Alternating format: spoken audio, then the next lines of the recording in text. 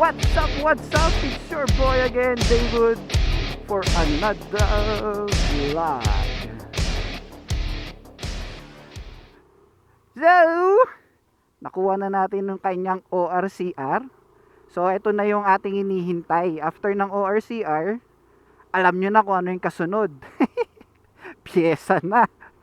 Simula na ng tunay na gastos. Excuse me po. Nasa mid, usapang gastos, nasa mid ka agad. So ayun po, without further ado, ang unang upgrade ni Pipoy, eto na po siya.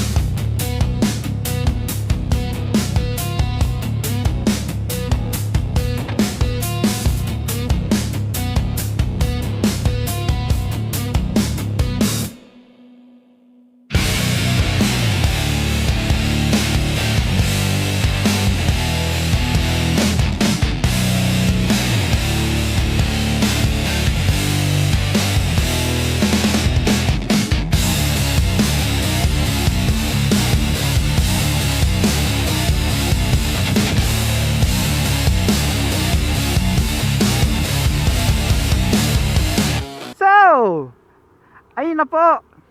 So nag-avail po tayo ng G-Ren para sa ating rear shock na 275mm. So from 305 yata yung stock or 310 yung stock. So bumaba tayo ng 275. At sa front, nag-avail tayo sa, di ko alam kung pwedeng sabihin yung page, pero sa blue page. Naka 2-inch drop na siyang magic lowered. So ayun, ano bang target natin? Bakit tayo bumibili ng mabababang sizes?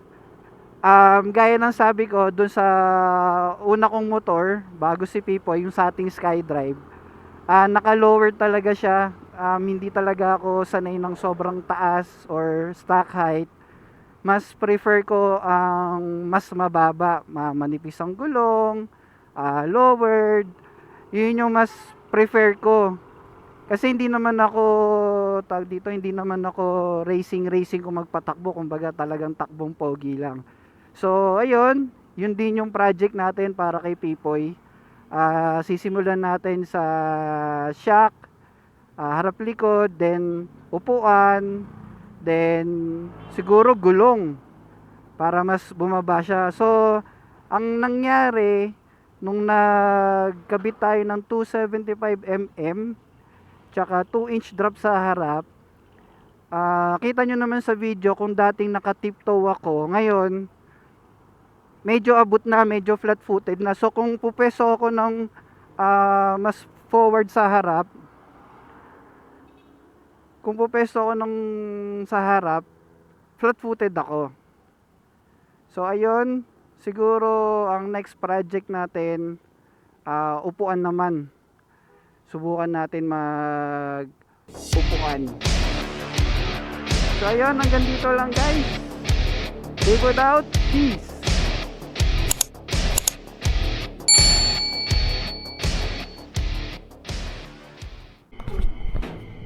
Okay guys, napunta tayo sa kusina. Our menu for today. Tapalodo, tire hugger extension. Wala tayong wireless na drill eh.